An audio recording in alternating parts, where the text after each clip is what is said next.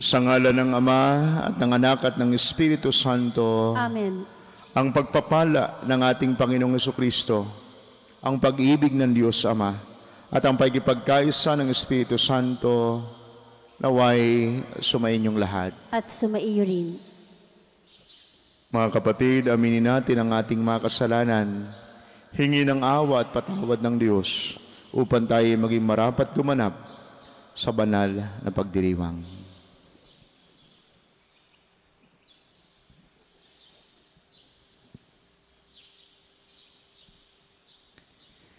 Inaamin ko sa makapangyarihang Diyos at sa inyong mga kapatid na lubha ako nagkasala sa isip, sa salita at sa gawa, at sa aking pagkukulang. Kaya isinasamo ko sa mahal na Birheng Maria, sa lahat ng mga anghel at mga banal, at sa inyong mga kapatid na ako'y panalangin sa Panginoong ating Diyos. Kaawaan tayo ng Diyos sa makapangyarihan, patawarin tayo sa ating mga kasalanan, at patnubayan tayo sa buhay na walang hanggan. Amen. Panginoon, kaawaan mo kami. Panginoon, kaawaan mo Kristo, kaawaan mo kami. Kristo, kaawaan mo Panginoon, kaawaan mo kami. Panginoon, kaawaan mo kami. Manalangin tayo.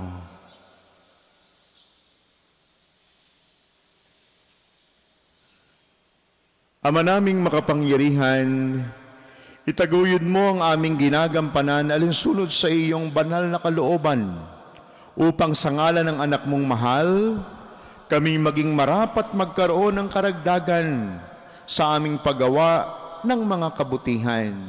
Sa pamamagitan ni Jesucristo, kasama ng Espiritu Santo, kayo po'y isang Diyos, magpasawalang hanggan. Amen.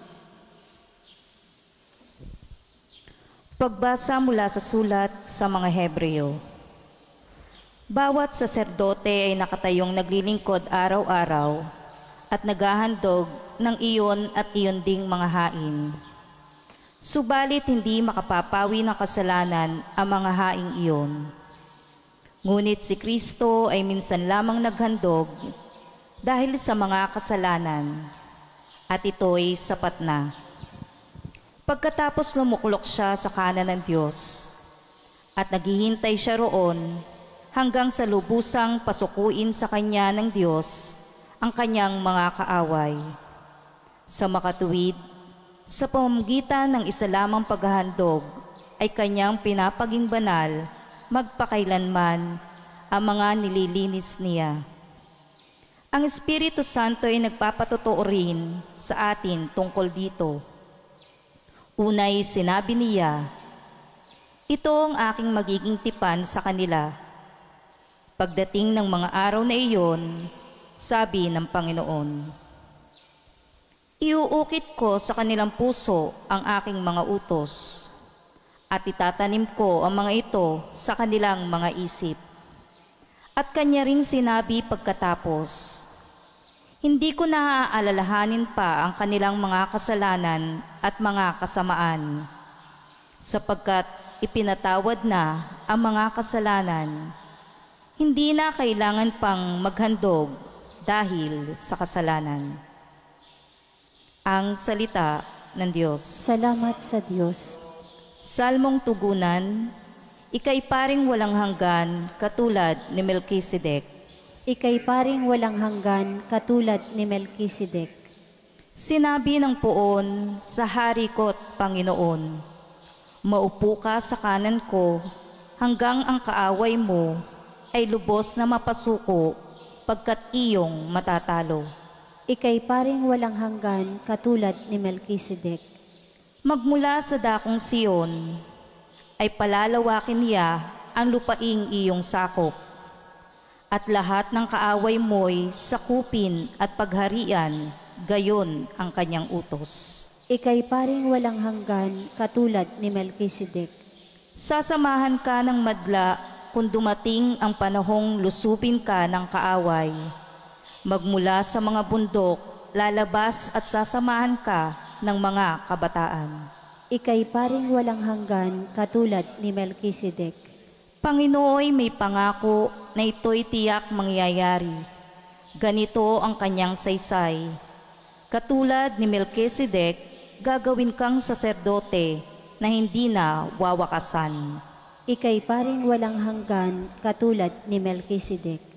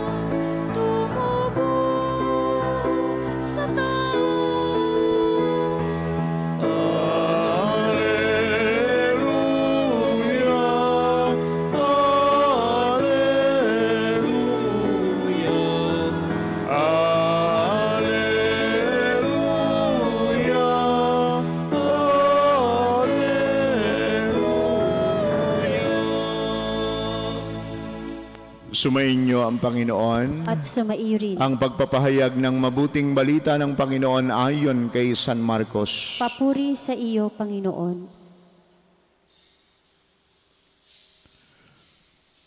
Noong panahong iyon, muling nagturo si Jesus sa tabi ng lawa ng Galilea. Pinagkalipumpunan siya ng napakaraming tao, kaya't lumulan siya sa isang bangkang nasa tubig at doon naupo. Ang karamihan na may nasa dalampasigan, nasa gilid na ng tubig, at sila'y tinuruan niya ng maraming bagay sa pamamagitan ng talinhaga. Ganito ang sabi niya, "Pakinggan ninyo ito. May isang magsasaka na lumabas upang maghasik. Sa kanyang paghasik ay may binhing nalaglag sa daan. Dumating ang mga ibon at tinuka ang mga iyon. May binhi namang nalaglag sa kabatuhan. Agad sumibol ang mga iyon sapagkat manipis lamang ang lupa doon. Ngunit nang tumindi ang sikat ng araw, nalanta at natuyo ang mga binhing tumubo, palibhas ay walang gaanong ugat. May binhi namang nalaglag sa dawagan. Lumago ang mga dawag at ininis ang mga binhing tumubo, kaya hindi nakapamunga. At may binhing nalaglag sa matabang lupa, at ito'y tumubo, lumago at nag-uhay na mainam. May uhay na tig-30, tig-60 at tig-100 butil. Sinabi pa ni Jesus, ang may pandinig ay makinig. Nang nag-iisa na si Jesus, ang ilang nakarinig sa kanya ay lumapit na kasama ang 12 at hiniling na ipaliwanag ang talinhaga. Sinabi niya, sa inyo'y ipinagkaloob na malaman ang lihim tungkol sa paghahari ng Diyos. Ngunit sa iba, ang lahat ng bagay ay itinuturo sa pamamagitan ng talinhaga. Kaya nga't tumingin man sila ng tumingin, ay hindi sila makakita. At makinig man ng makinig, ay hindi makaunawa. Kundi gayon, marahil sila'y magbabalik loob sa Diyos at patatawarin naman niya. Pagkatapos, tinanong sila ni Jesus, hindi pa ba ninyo naunawaan ang talinhagang ito? Paano ninyo maunawaan ang ibang talinhaga? Ang inihahasik ay ang salita ng Diyos. Ito ang mga nasa daan na nahasikan ng salita. Pagkatapos silang mapakinggan ito, pagdakay dumarating si Satanas at inaalis ang salitang napahasik sa kanilang puso. Ang iba'y tulad naman ng napahasik sa kabatuhan. Pagkarinig nila ng salita, ito'y agad nilang tinatanggap na may galak. Ngunit hindi naman ito tumitimo sa kanilang puso. Kaya't hindi sila nananatili. Pagdating ng kahirapan o pag-uusig dahil sa salita, agad silang nanlalamig. Ang iba'y tulad ng napasik sa dawagan. Dininig nga nila ang salita, ngunit sila'y naging abala sa mga bagay ukol sa mundong ito. Naging maibigin sa mga kayamanan at mapaghangad sa iba pang mga bagay. Ano pat ang salita'y nawala na ng puwang sa kanilang mga puso, kaya't hindi sila nakapamunga. Ngunit, ang iba'y tulad sa binhing napasik sa matabang lupa. Pinakikinggan nila at tinatanggap ang salita at sila'y nagsisipamunga. May tig-30, may tig-60 at may tig-100.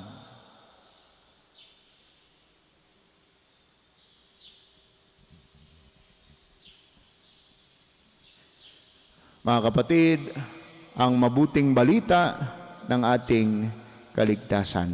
Pinupuri ka namin, Panginoong Hesukristo.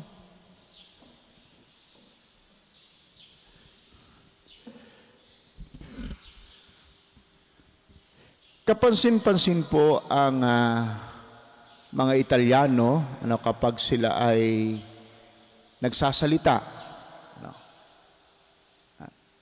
Dahil ang aming pong kongregasyon ay Italian congregation, kaya yung mga naunang tinatawag na Superior General, siya po yung highest authority ng Oblato San Jose sa buong mundo, ay karamihan, yung mga nauna, ay mga Italiano.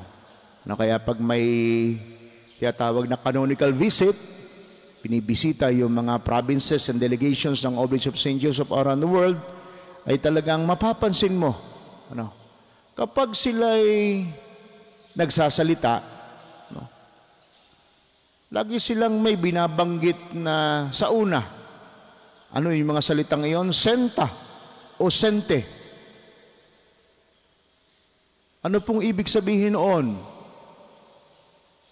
Bago yung kanyang pananalita, ng isang Italiano, para bagang sinasabihin niya yung mga nakikinig na makinig kayo.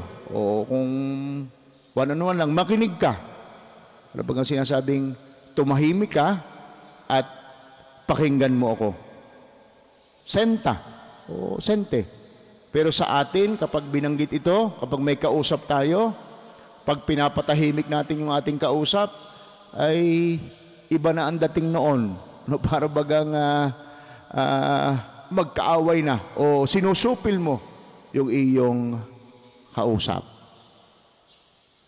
Sa atin pong mabuting balita, na kakaiba po ito. Kakaiba ito sa maraming mabuting balita na ating pinagninilayan. Bakit? Sapagkat sa una, yung talinhaga, sa unang bahagi, sa huling bahagi, yung paliwanag ng talinhaga. Kaya nga po, may isang pari na nung basahin itong mabuting balitang ito, kailangan ko pa po bang ipaliwanag ang ating mabuting balita. Napakinggan nyo na ang kahulugan nito o ang paliwanag nito. Pero hayaan po ninyong bigyan din ko yung mga salita ng ating Panginoong Hesus sa pasimula. Anong sabi niya? Pakinggan ninyo ito.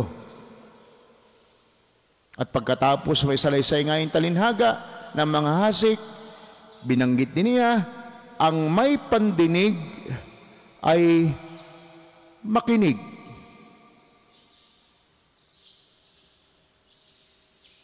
Tama-tama din po ang ating mabuting balitang ito sapagkat nung nakaraang linggo, ipinagdiwang natin yung National Bible Sunday, ang linggo ng salita ng Diyos. Makinig. Magandang paalaala sa ating lahat sapagkat sa maraming pagkakataon ay hindi tayo marunong makinig. O kaya talagang ayaw nating makinig. Marahil ay kailangan ang estilo ng mga Italyano. Kailangang magsabi pa ng makinig para ang kausap mo ay talagang makinig sa iyong sasabihin. At sa atin pong pagninilay, no? Sa ating pagsamasama sa bawat banal na misa na ating iniaalay, bahagi nito, mahalagang bahagi nito ay ang pagninilay nga natin sa salita ng Diyos. Sa maraming pagkakataon ay hindi nga tayo tamang nakikinig. Kaya naman, ibinibigay sa atin ang talinhaga ukol sa mga hasik na umiikot din sa paksang pakikinig. Nagbubunga lamang ang binhi ng salita ng Diyos kung ito'y nalaglag sa mabuting lupa. Ibig sabihin nito ay pinakikinggan natin ang salitang ating narinig. At kabaligtaran naman, kapag hindi natin ito pinakinggan ng tama, siguradong hindi ito magbubunga. Maaaring ito rin po ang sinasabi sa atin ng Panginoong Hesus sa araw na ito. Pakinggan ninyo ito o makinig kayo. Ito ang hamon at paanyaya ng Panginoong Hesus sa bawat isa sa atin. Kaya naman, bilang tugon ay dapat nating buksan hindi lamang ang ating mga tainga, kundi higit sa lahat, buksan ang ating mga puso upang mapakinggan ang salita ng Diyos. Sayang ang kanyang salita kung malalaglag lamang ito sa batuhan, sa tabi ng daan, o kaya sa dawagan. Buksan natin hindi lamang ang ating mga tainga, kundi higit sa lahat ang ating mga puso. Di po ba, ano po bang English sa puso? Heart. Alsin natin yung first and last letter ng salitang heart. Ano pong matitira? Ear. May tainga pala ang ating puso. Kaya, hinahamon tayo na buksan ang ating mga puso. Ang tunay na nagmamahal ay marunong makinig. Kung mahal natin ang Diyos, kung tunay na mahal natin ang Diyos, pakikinggan natin ang kanyang mga salita at higit sa lahat, isa sa buhay natin ang kanyang mga salita. Nawa, ito'y makita, konkretong makita, na buhay ang salita ng Diyos sa ating buhay sa pamamagitan ng pagsusumikap natin na may apply ito, may sabuhay ito sa ating pang-araw-araw na pamumuhay. Sa loob ng ating tahanan, sa loob o sa lugar ng ating pook gawaan. Hindi lamang yung salita ng Diyos, kundi makita sa ating buhay ang Panginoong Hesus.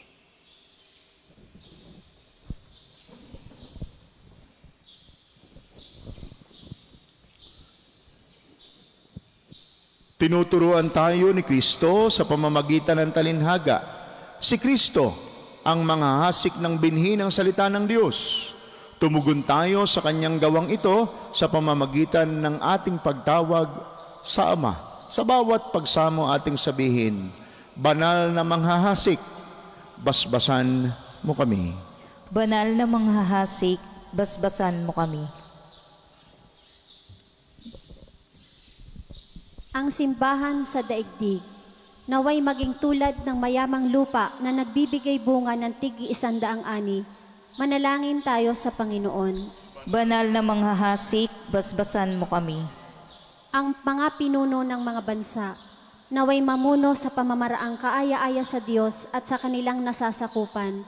Manalangin tayo sa Panginoon. Banal na manghahasik, basbasan mo kami. Ang mga hindi nasisiyasat na mga ambisyon at pagkamakasarili, naway hindi makasagabal sa salita ng Diyos sa ating buhay.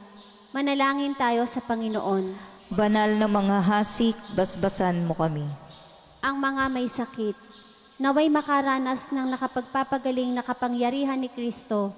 Manalangin tayo sa Panginoon. Banal na manghahasik, basbasan mo kami. Ang mga pumanaw, naway magtamasa ng liwanag, kaligayahan at kapayapaan sa langit. Manalangin tayo sa Panginoon. Banal na manghahasik, basbasan mo kami. Sa saglit pong katahimikan, itaas po natin sa Diyos ang ating mga daladalang mga panalangin ng pasalamat at kahilingan sa banal na misang ito.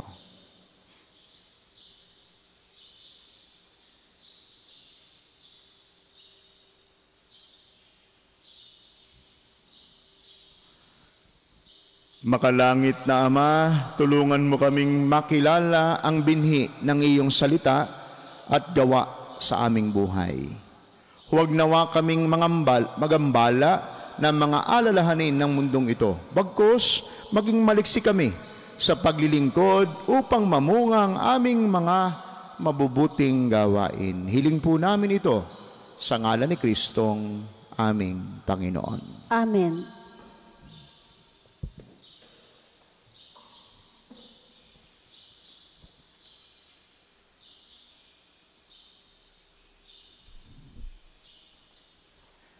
Kapuri-puri ka Diyos sa manglumikha sa libutan, sa inyo pong kagandahang loob, narito ang aming mayaalay.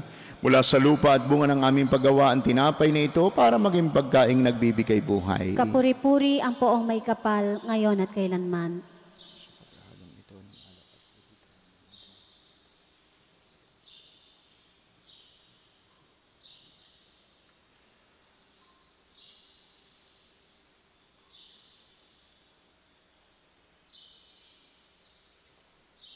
Kapuri-puri ka Diyos sa manglumikha sa libutan, sa inyong kagandahang loob, narito ang aming mayaalay mula sa katasang ubas at bunga ng aming paggawang alak na ito para maging inuming nagbibigay ng iyong Espiritu. Kapuri-puri ang poong may kapal, ngayon at kailanman.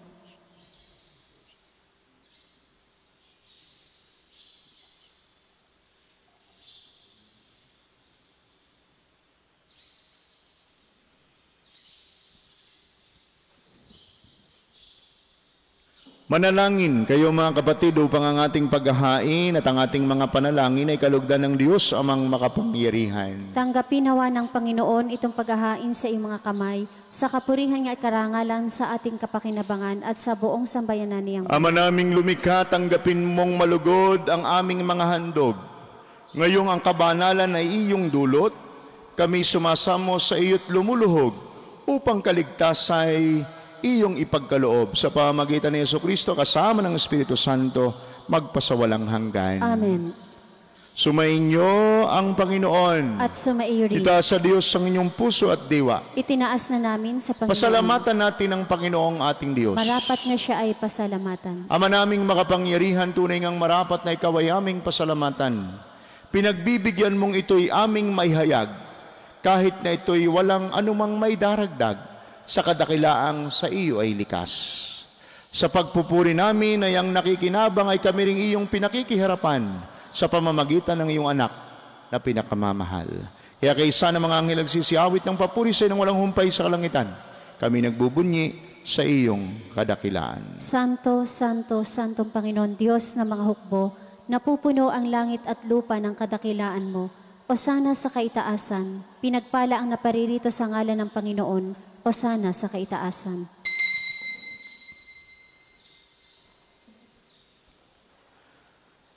Ama naming banal, ikaw ang bukal ng tanang kabanalan. Kaya't sa pamamagitan ng iyong Espiritu, gawin po ninyong banal ang mga kaloob na ito upang para sa amin ay maging katawan at dugo ng aming Panginoong Jesucristo. Bago niya pinagtiis ang kusang loob na maging handog, hinawakan niya ang tinapay, pinasalamatan kaniya, pinagati-hati niya iyon, iniabot sa kanyang mga alagad at sinabi, "Tanggapin ninyong lahat ito at kanin ito ang aking katawan na ihahandog para sa inyo."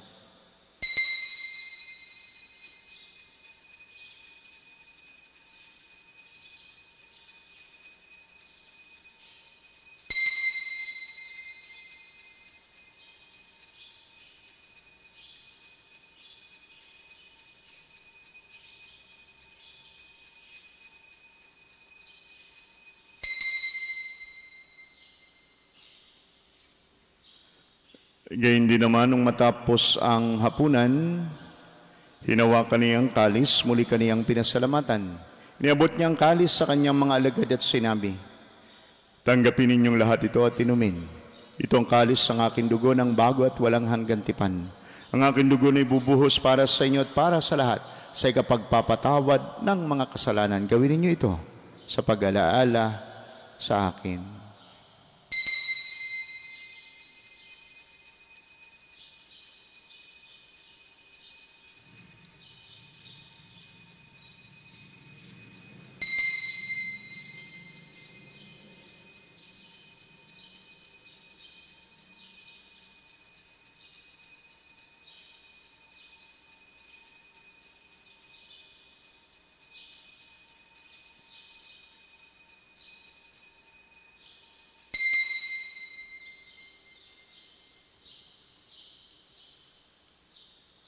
Ang misteryo ng ating pananampalataya. Si Kristo'y namatay, si Kristo'y nabuhay, si Kristo'y babalik sa wakas ng panahon.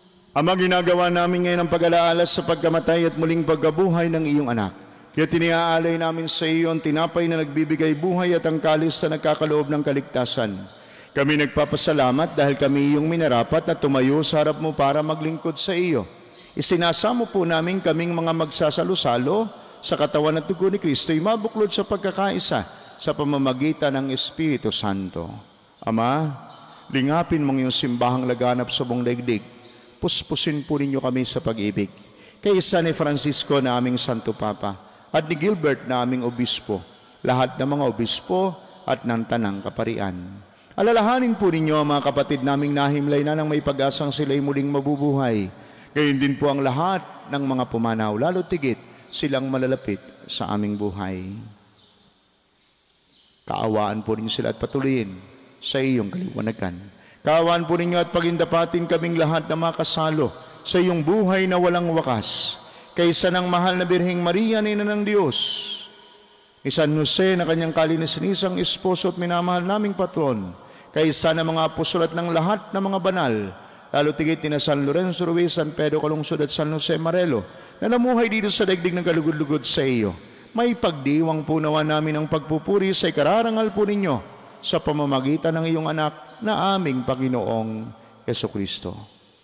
Sa pamamagitan ni Kristo, kasama niya at sa Kanya, ang lahat ng parangal at papuri ay sa Diyos sa mga makapangyarihan, kasama ng Espiritu Santo, magpasawalang hanggan.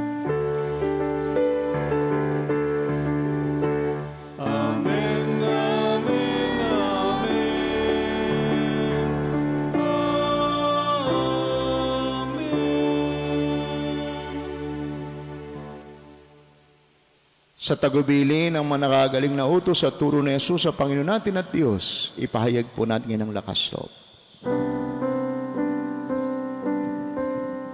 Ama namin, sumasalangit ka, sambahin ang ngalan mo, mapasa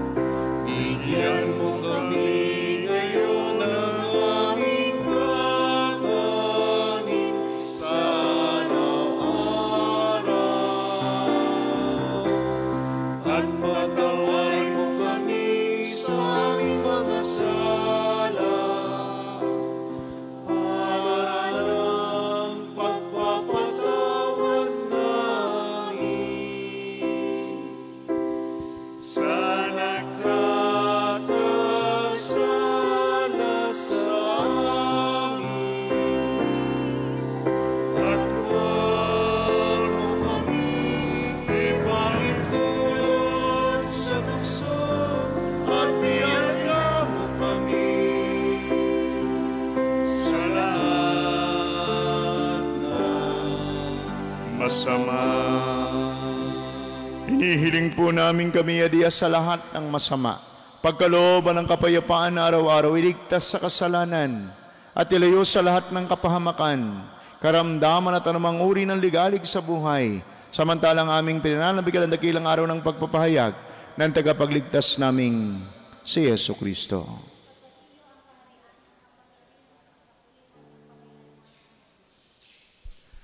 Panginoong Yesu Kristo, sinabi mo sa iyong mga apostol, kapayapaan ang iniiwan ko sa inyo, ang aking kapayapaan ang ibinibigay ko sa inyo. Tunghayan po ninyo ang aming pananampalataya at huwag po naman ang napakarami naming mga pagkakasala. Pagkalooban po ninyo kami ng kapayapaan at pagkakaisa, lalo tigit kapayapaan at pagkakaisa sa loob ng aming mga tahanan ayon po sa inyong banal na kalooban, kasama ng Espiritu Santo, magpasawalang hanggan. Amen. Ang kapayapaan ng Panginoon naway laging sumainyo. At sumaiyo rin. Magbigay at manghangad po tayo ngayon ng kapayapaan sa isa't isa. Kordero ng Diyos na nag-aalis ng mga kasalanan ng sanlibutan, maawa ka sa amin. Kordero ng Diyos na nag-aalis ng mga kasalanan ng sanlibutan, maawa ka sa amin. Kordero ng Diyos na nag-aalis ng mga kasalanan ng sanlibutan, ipagkaloob mo sa amin ang kapayapaan.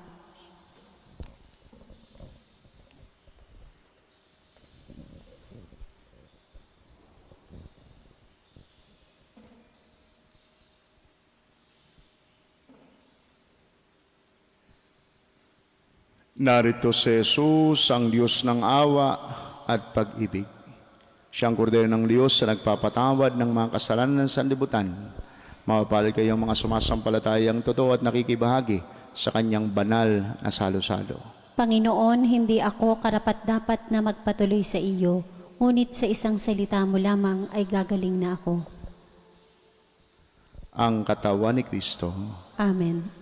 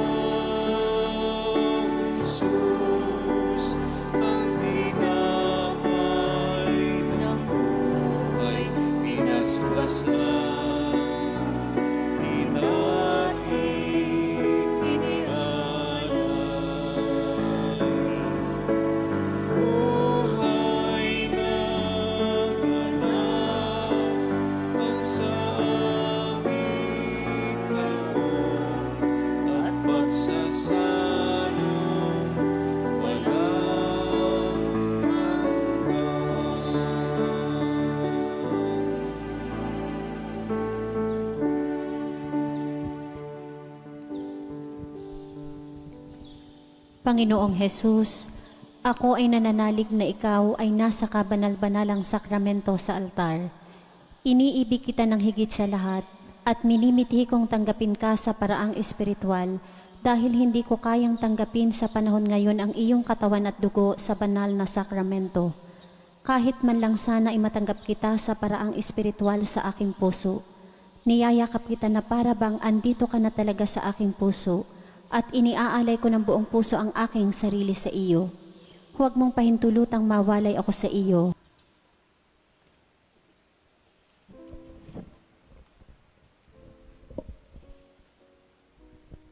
Manalangin tayo.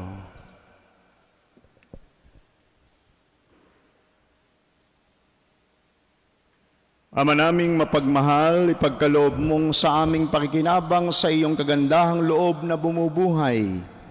Lagi nawa naming maikarangal ang iyong pagpapalang sa aming ibinibigay. Sa pamagitan ni Jesucristo kasama ng Espiritu Santo, kayo po'y isang Diyos, magpasawalang hanggan. Amen. Sumainyo ang Panginoon. At sumaiyo rin. Pagpalain po kayo at ingatan, pati na inyong mga pamilya at mga mahal sa buhay ng ating makapangyarihan, mapagmahal at maawaing Diyos, ang Ama at ang Anak at ang Espiritu Santo.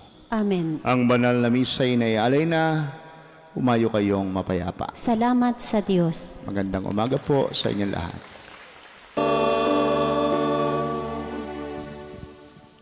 Sa ngalan ng Ama at ng Anak at ng Espiritu Santo. Amen. Ang pagpapala ng ating Panginoong Jesucristo, ang pag-ibig ng Diyos Ama, at ang pagkipagkaisa ng Espiritu Santo, naway sumainyong lahat. At sumaiyo rin. Mga kapatid, aminin natin ang ating mga kasalanan, hingi ng awa at patawad ng Diyos, upang tayo maging marapat gumanap sa banal na pagdiriwang.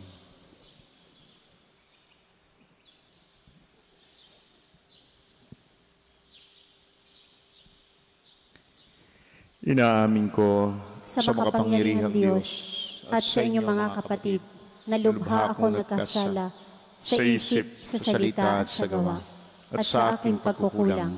Kaya isinasamo ko sa mahal na Birheng Maria, sa lahat ng mga anghel at mga banal, at sa inyong mga kapatid, na ako'y ipanalangin sa Panginoong ating Diyos. Kaawaan tayo ng Diyos sa makapangyarihan, patawarin tayo sa ating mga kasalanan, at patnubayan tayo sa buhay na walang hanggan. Amen. Panginoon, kaawaan mo kami. Panginoon, kaawaan mo Kristo, kaawaan mo kami. kami. Kristo, kaawaan mo kami. Panginoon, kaawaan mo kami. Panginoon, kaawaan mo kami. Manalangin tayo.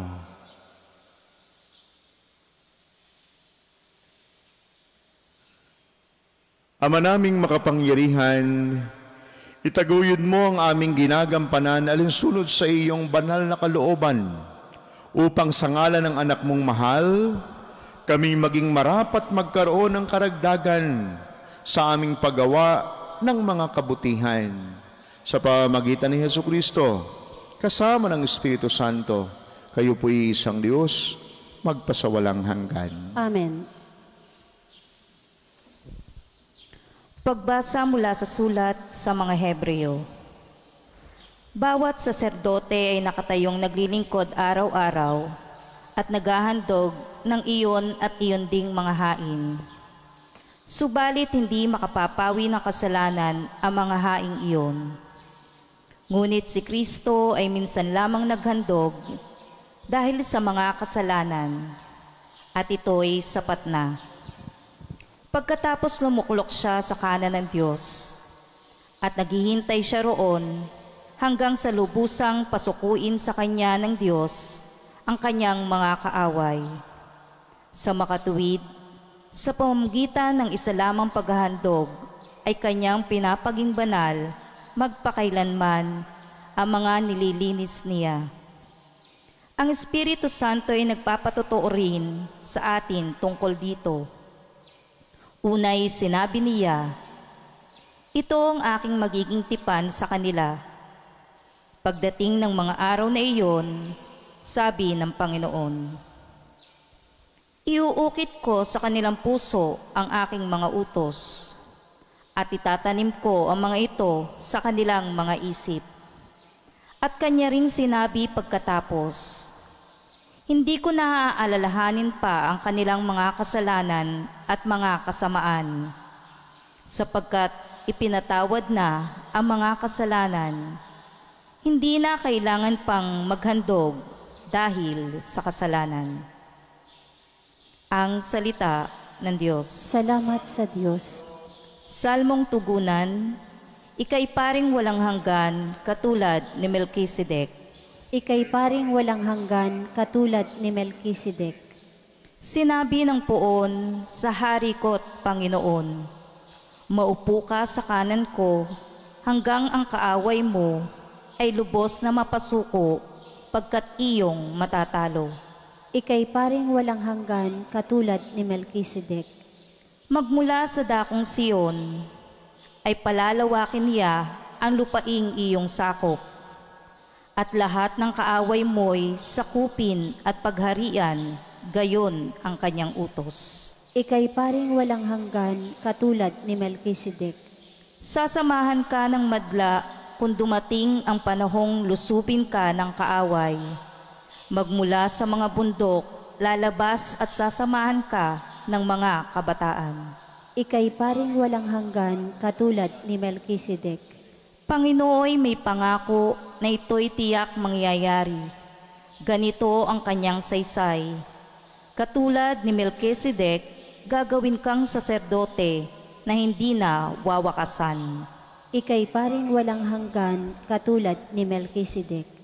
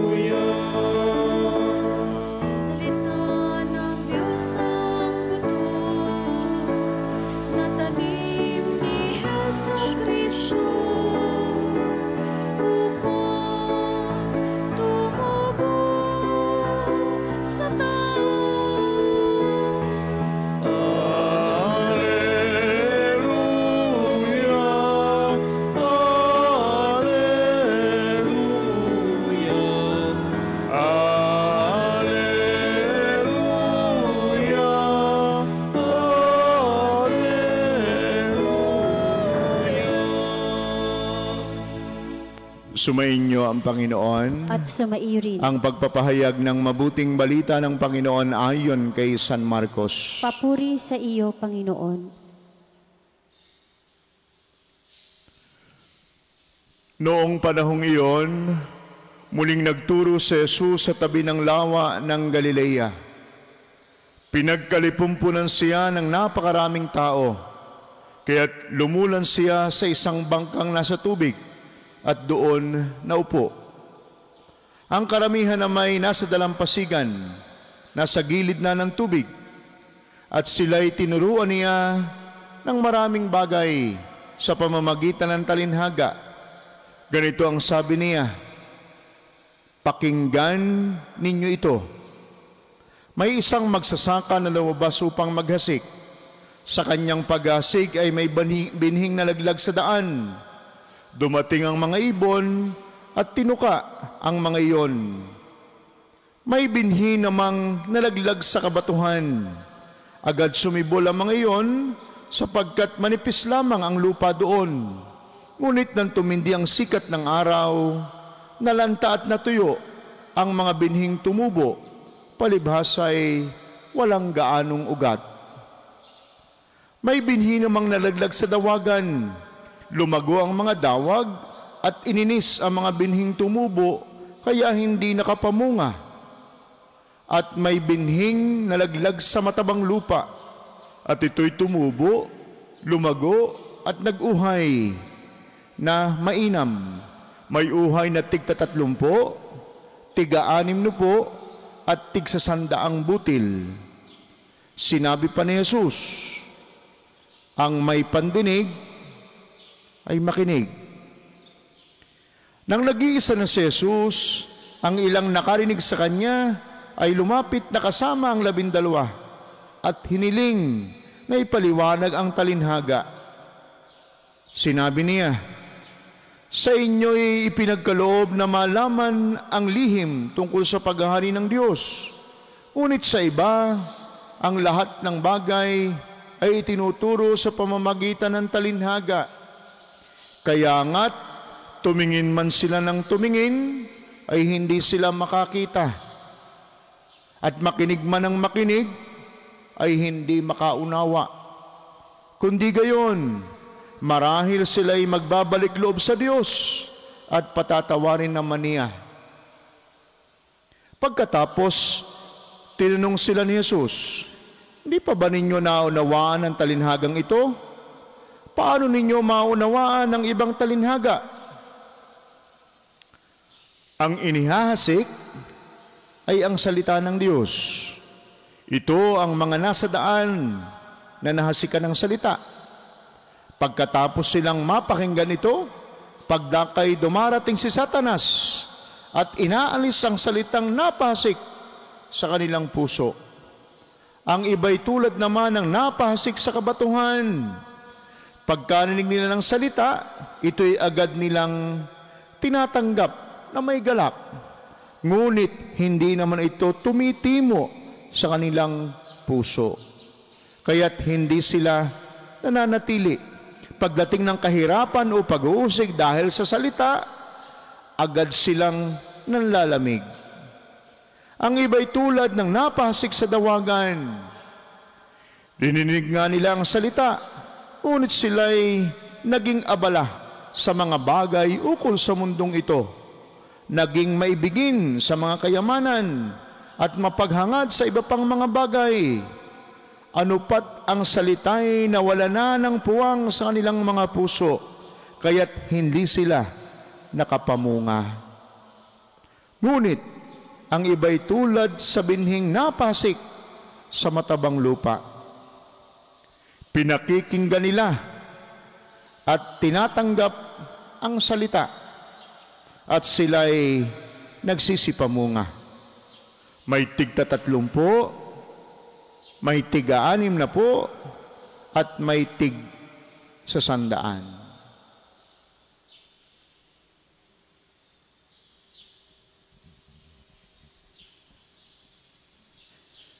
Mga kapatid, ang mabuting balita ng ating kaligtasan. Pinupuri ka namin, Panginoong Hesukristo.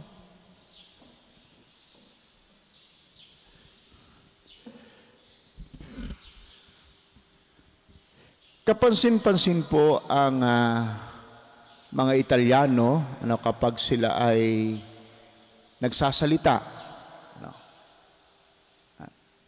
Dahil ang aming pong kongregasyon ay Italian congregation, kaya yung mga naunang tinatawag na Superior General, siya po yung highest authority ng Oblato San Jose sa buong mundo, ay karamihan, yung mga nauna, ay mga Italiano.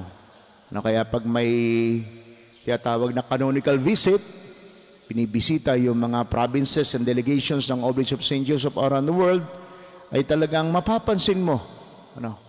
Kapag sila'y nagsasalita, lagi silang may binabanggit na sa una. Ano yung mga salitang iyon? Senta o sente. Ano pong ibig sabihin noon? Bago yung kanyang pananalita, ng isang Italiano, para bagang sinasabihin niya yung mga nakikinig na makinig kayo. O kung one-on-one lang, makinig ka. Para bagang sinasabing tumahimik ka at pakinggan mo ako. Senta o sente. Pero sa atin, kapag binanggit ito, kapag may kausap tayo, pag pinapatahimik natin yung ating kausap, ay iba na ang dating noon. Para bagang magkaaway na o sinusupil mo yung iyong kausap. Sa atin pong mabuting balita, na kakaiba po ito. Kakaiba ito sa maraming mabuting balita na ating pinagninilayan. Bakit? Sapagkat sa una, yung talinhaga, sa unang bahagi, sa huling bahagi, yung paliwanag ng talinhaga. Kaya nga po, may isang pari na nung basahin itong mabuting balitang ito, kailangan ko pa bubong ipaliwanag ang ating mabuting balita. Napakinggan nyo na ang kahulugan nito o ang paliwanag nito. Pero hayaan po ninyong bigyan din ko yung mga salita ng ating Panginoong Hesus sa pasimula. Anong sabi niya? Pakinggan ninyo ito. At pagkatapos may salaysay nga yung talinhaga ng mga hasik, binanggit din niya, ang may pandinig ay makinig.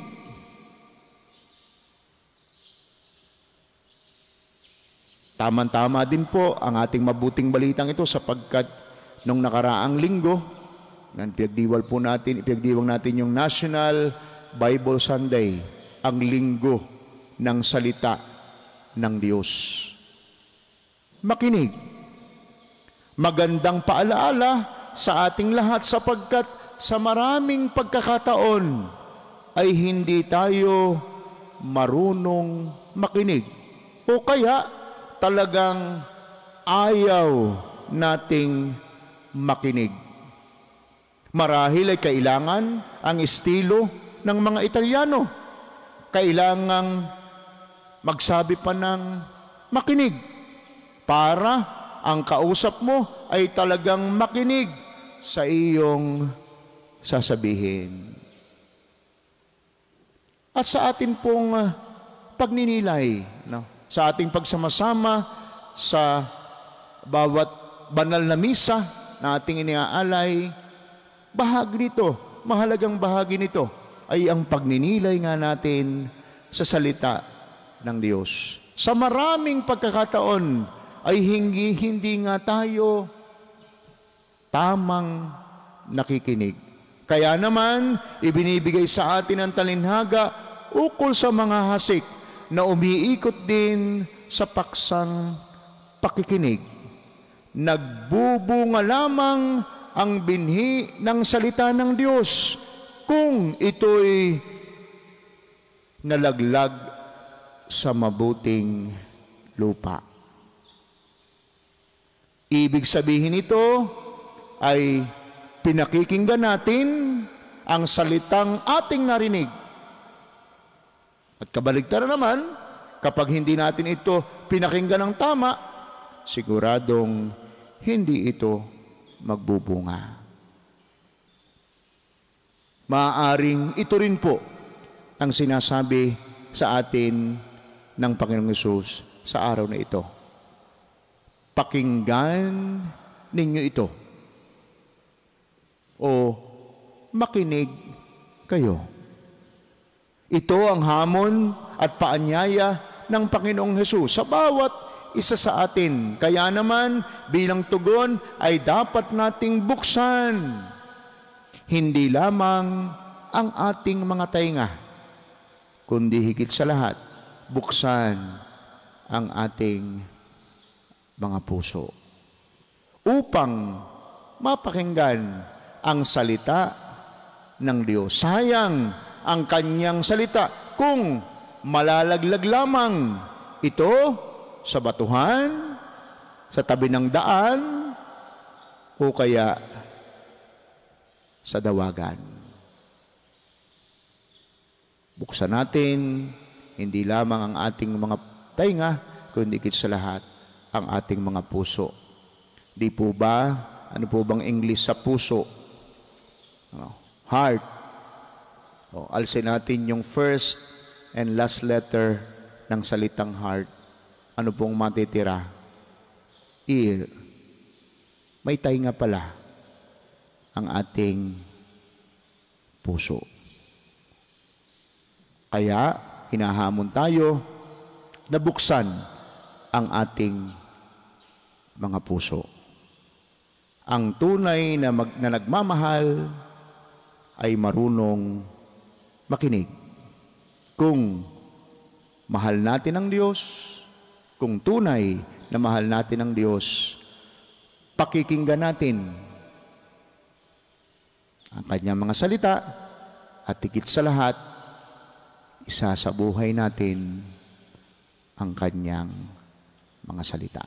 Nawa, ito'y makita, konkretong makita, na buhay ang salita ng Diyos sa ating buhay sa pamamagitan ng pagsusumikap natin na may apply ito, may sabuhay ito sa ating pang-araw-araw na pamumuhay.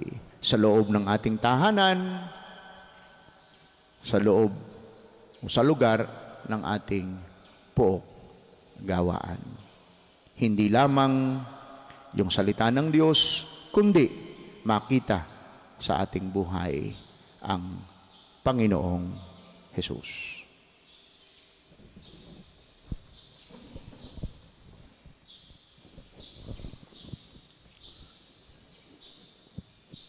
Tinuturuan tayo ni Kristo sa pamamagitan ng talinhaga.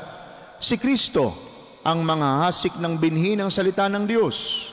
Tumugon tayo sa kanyang gawang ito sa pamamagitan ng ating pagtawag sa Ama. Sa bawat pagsamo ating sabihin, banal na manghahasik, basbasan mo kami. Banal na manghahasik, basbasan mo kami.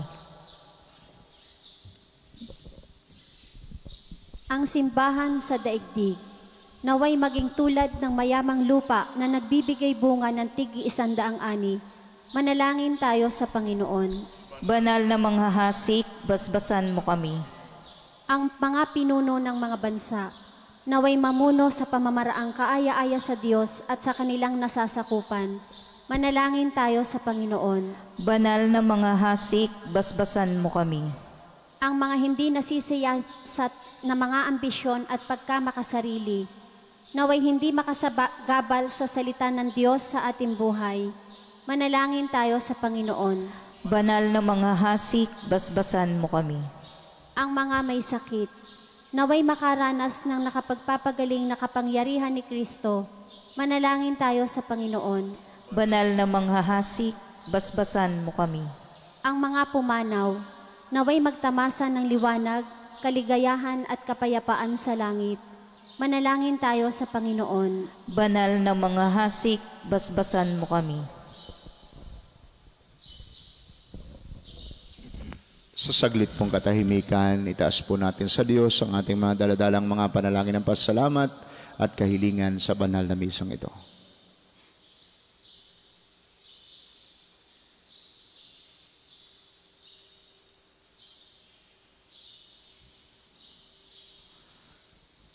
Makalangit na Ama, tulungan mo kaming makilala ang binhi ng iyong salita at gawa sa aming buhay.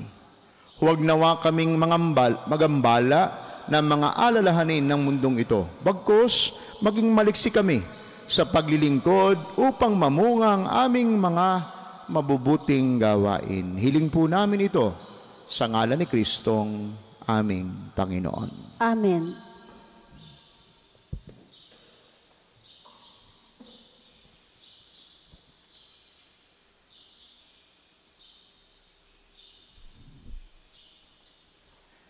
Kapuri-puri ka Diyos sa manglumikha sa libutan, sa inyo pong kagandahang loob, narito ang aming mayaalay. Mula sa lupa at bunga ng aming paggawa ang tinapay na ito para maging pagkaing nagbibigay buhay. Kapuri-puri ang poong may kapal, ngayon at kailanman.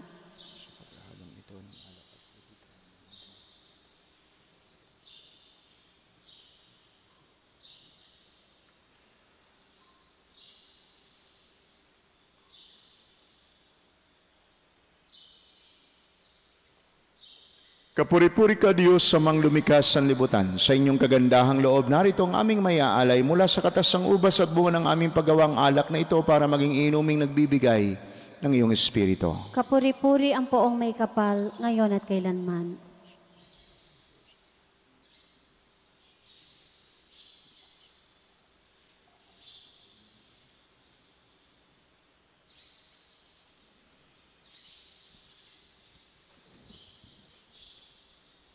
Manalangin kayo mga kapatid upang ang ating paghahain at ang ating mga panalangin ay kalugdan ng Diyos amang makapangyarihan. Tanggapin nawa ng Panginoon itong paghahain sa iyong mga kamay sa kapurihan at karangalan sa ating kapakinabangan at sa buong sambayanan niyang. Ama naming lumikha, tanggapin mong malugod ang aming mga handog. Ngayong ang kabanalan ay iyong dulot, kami sumasamo sa iyo't lumuluhog upang kaligtas ay iyong ipagkaloob sa pamamagitan ni Jesucristo kasama ng Espiritu Santo magpasawalang hanggan. Amen. Sumainyo ang Panginoon. At sumaiyo rin. Itaas sa Diyos ang inyong puso at diwa. Itinaas na namin sa Panginoon. Pasalamatan natin ang Panginoong ating Diyos. Marapat nga siya ay pasalamatan. Ama naming makapangyarihan, tunay ngang marapat na ikaw ay aming pasalamatan. Pinagbibigyan mong ito'y aming maihayag, kahit na ito'y walang anumang may daragdag, sa kadakilaang sa iyo ay likas.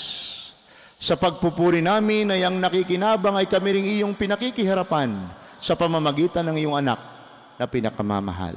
Kaya kaysa ng mga anghel nagsisiawit ng papuri sa ng walang humpay sa kalangitan, kami nagbubunyi sa iyong kadakilaan. Santo, Santo, Santong Panginoon, Diyos ng mga hukbo, napupuno ang langit at lupa ng kadakilaan mo.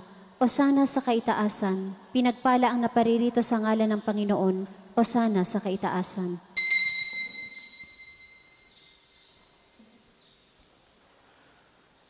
Ama naming banal, ikaw ang bukal ng tanang kabanalan.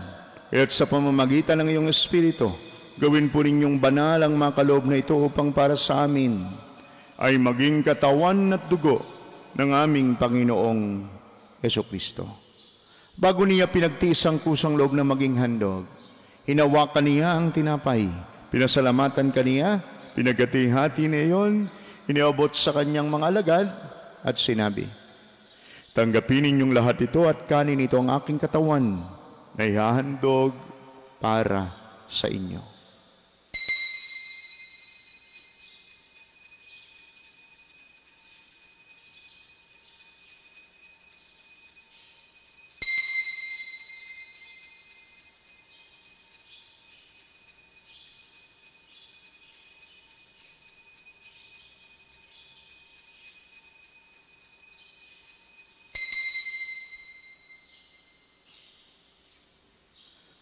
Gayun din naman nung matapos ang hapunan, hinawakan niya ang kalis, muli kaniyang pinasalamatan.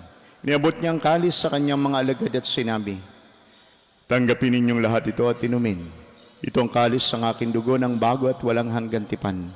Ang aking dugo na ibubuhos para sa inyo at para sa lahat sa ikapagpapatawad ng mga kasalanan. Gawin ninyo ito sa pag-alaala sa akin.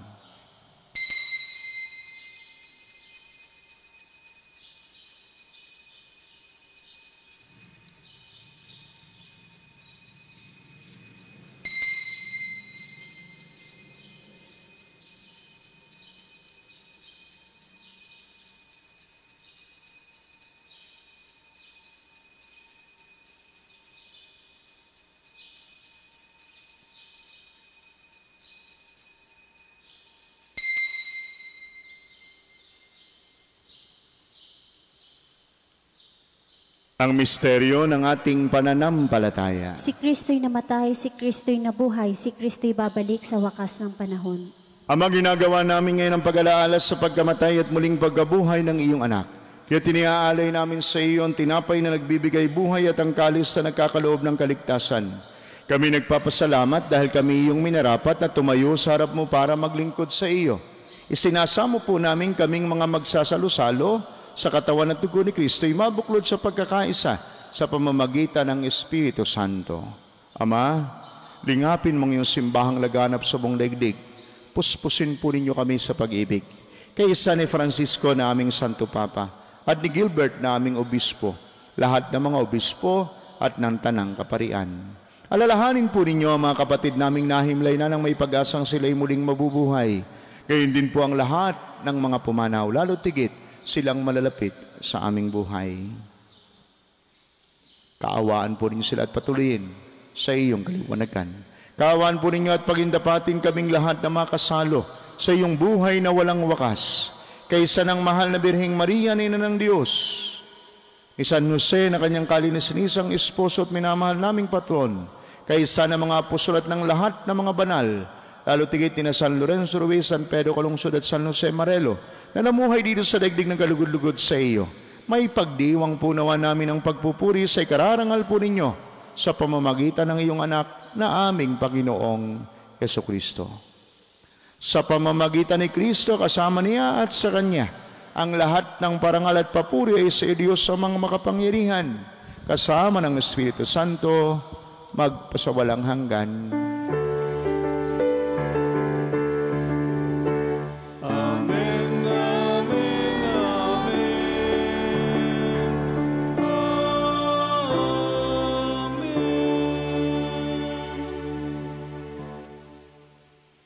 Sa tagubili ng mga nakagaling na utos at turo ni Jesus sa Panginoon natin at Diyos, ipahayag po natin ng lakas loob. Ama namin, sumasalangit ka, sambahin ang ngalan mo, mapasa amin ang kaharian mo, sundin ang loob mo dito sa lupa para lang sa langit. Bigyan mo kami ngayon ng aming kakanin sa araw-araw. At patawarin mo kami sa aming mga sala para lang pagpapatawad namin sa nakakasala sa amin. At huwag mo kami ipahintulot sa tukso at iyaya mo kami sa lahat ng masama. Inihiling po namin kami adiya sa lahat ng masama, pagkalooban ng kapayapaan na araw-araw, iligtas sa kasalanan, at ilayo sa lahat ng kapahamakan, karamdaman at anumang uri ng ligalig sa buhay, samantalang aming pinananabigan ang dakilang araw ng pagpapahayag ng tagapagligtas naming si Yesu Kristo.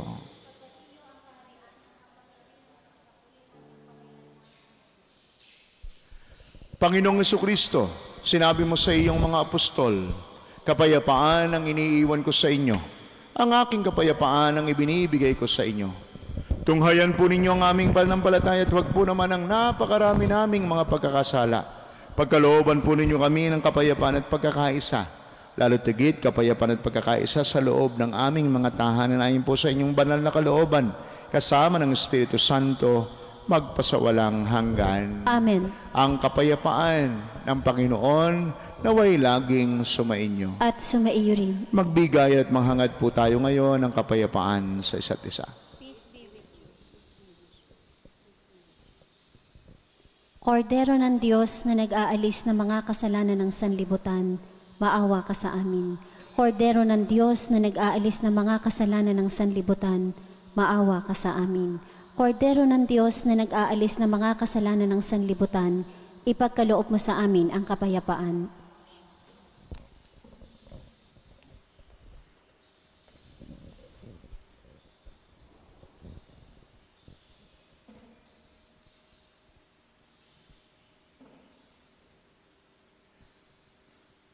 Narito si Jesus, ang Diyos ng awa at pag-ibig. Siyang kordero ng Diyos na nagpapatawad ng mga kasalanan ng sanlibutan. Mapapalad kayong mga sumasampalatayang totoo at nakikibahagi sa kanyang banal na salo-salo. Panginoon, hindi ako karapat-dapat na magpatuloy sa iyo, ngunit sa isang salita mo lamang ay gagaling na ako. Ang katawan ni Kristo. Amen.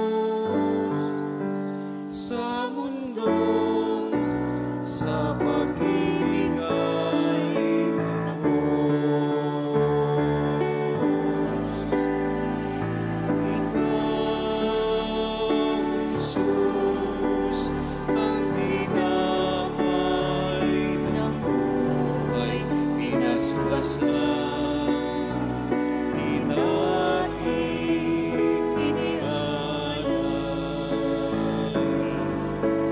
Buhay na ganap ang sa aming kaloob at pagsasalong walang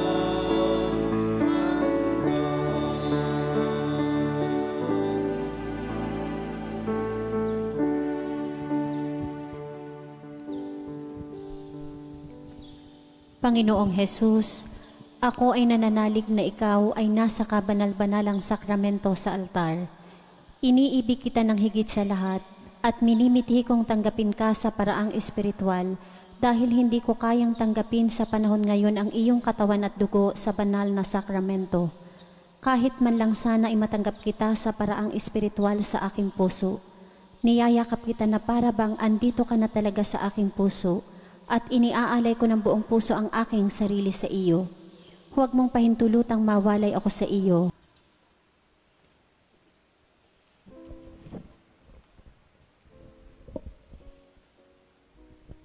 Manalangin tayo.